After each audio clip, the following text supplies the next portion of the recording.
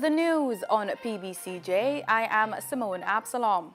The Senate on Friday approved a bill which proposes to remove the criminal record of several of Jamaica's national heroes and their supporters. Sam Sharp, Paul Bogle, George William Gordon, and Marcus Garvey are the national heroes whose criminal records are to be removed. The National Heroes and Other Freedom Fighters Absolution from a Criminal Liability Act was piloted in the Senate on Friday by Foreign Affairs Minister Kamina Johnson-Smith.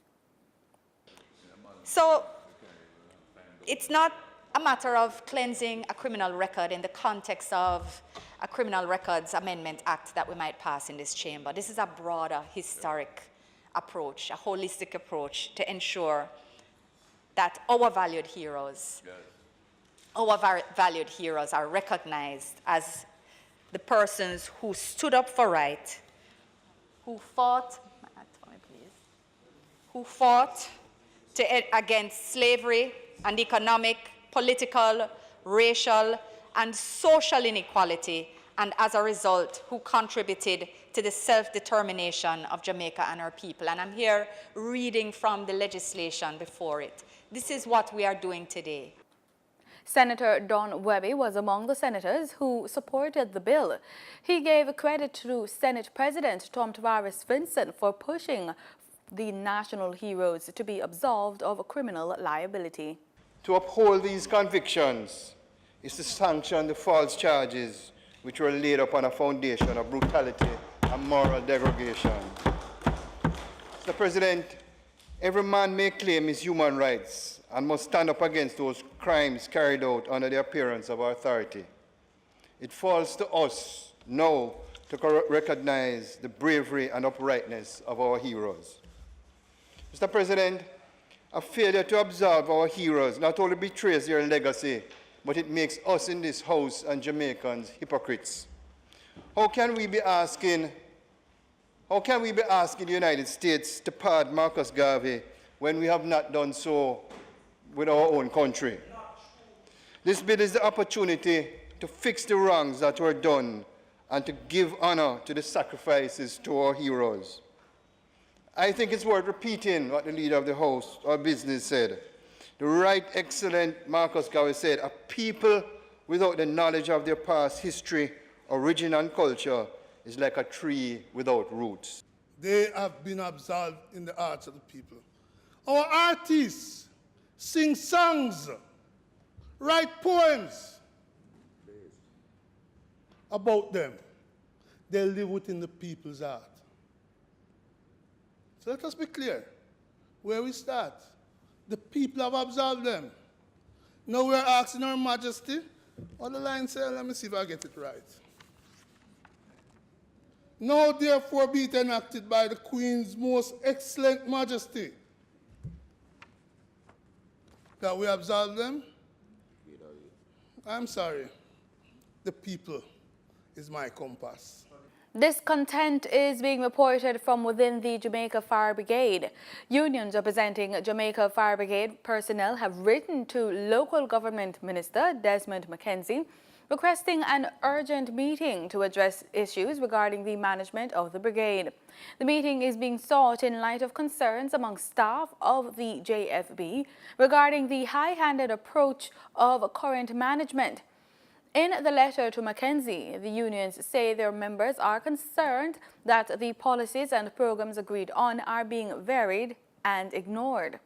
They allege there are reports of favoritism and nepotism in promotion of staff members.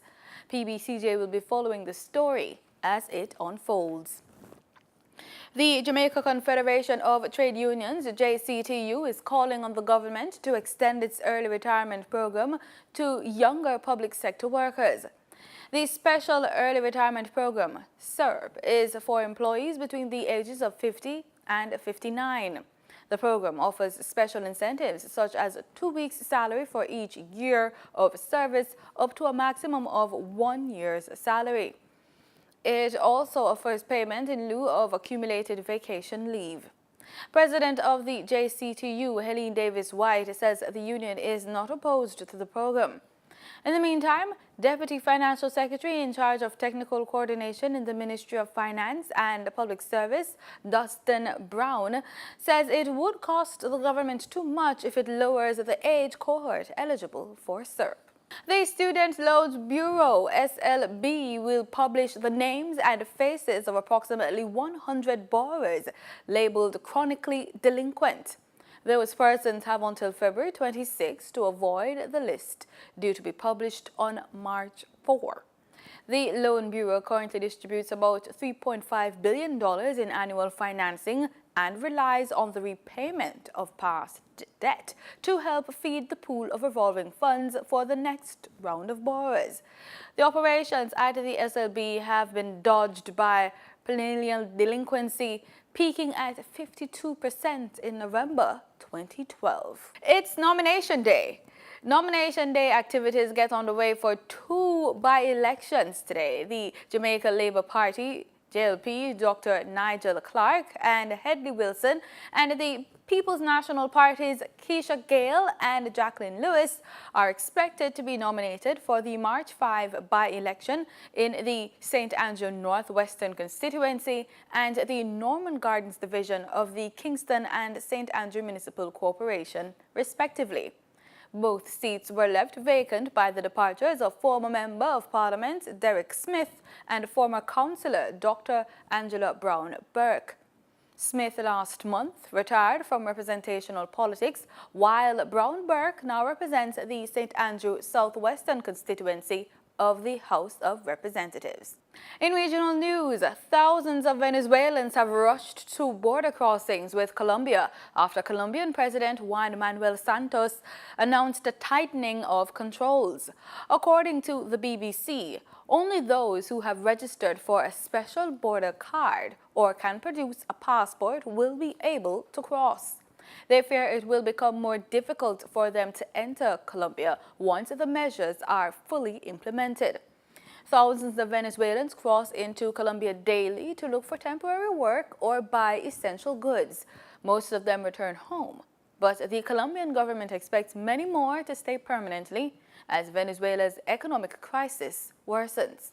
In Trinidad and Tobago, police Sunday said they had detained another person in the alleged terrorist plot to disrupt carnival celebrations over the weekend and dismissed as, quote, incorrect, end quote, media reports that officials from the Federal Bureau of Investigation, FBI, in the United States were interrogating the suspects in the country.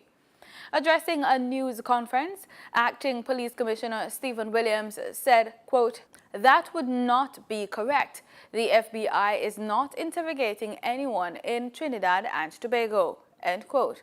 Last week, the U.S.-based television network CNN reported that U.S. troops participated in the raids on the mosques and captured 4 high-value targets. Williams would not be engaged in discussing whether or not those detained have been linked to the terrorist groups such as ISIS in Syria. He went on to say that, quote, I am personally confident that based on our planning that we are more than ready for the circumstances we are aware of and even unforeseen circumstance, end quote. The carnival celebrations continued on Sunday night with the Calypso Monarch competition at the Queen's Park Savannah in the heart of the capital.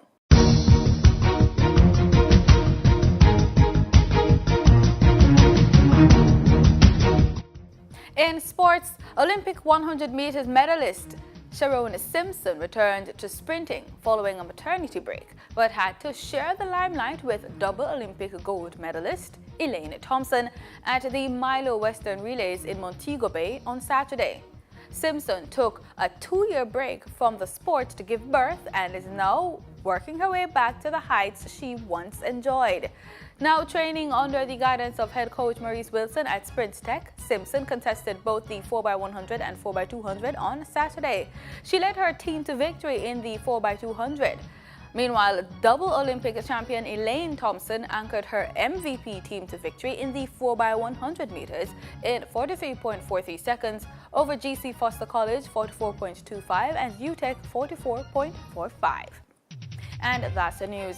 Thanks so much for making it PBCJ. Remember, we are the People's Station.